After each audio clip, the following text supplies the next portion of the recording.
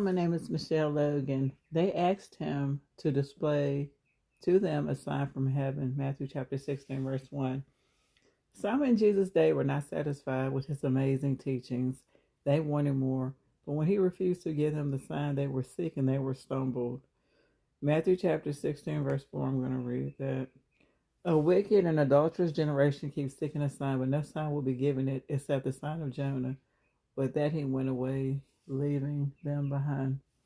What do the scriptures say of the Messiah, the prophet Isaiah? For he will not cry out or raise his voice, and he will not make his voice heard in the streets.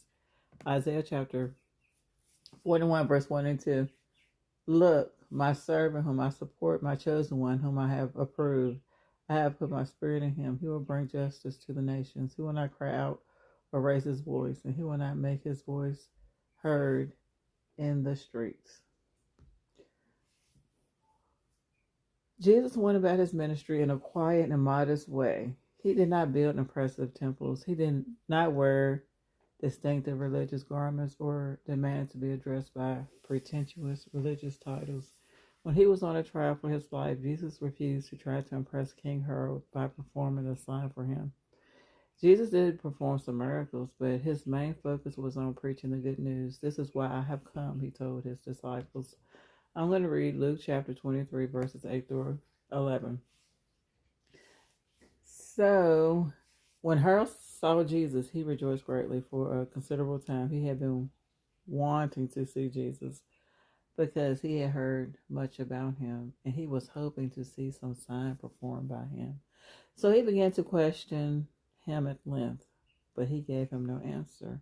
However, the chief priests and the scribes kept standing up and vehemently accusing him. Then Herod, together with his soldiers, treated with him with contempt, and he mocked him by clothing him with a splendid garment, then sent him back to Pilate. Now I'm going to read Mark chapter 1, verse 38. But he said to them, let us go somewhere else into the towns nearby, so that I may preach there also, for this is why I have come. So that's why Jesus came to the earth, to preach. Many were stumbled because of Jesus' refusal to perform showy signs. How could the same thing stumble some today?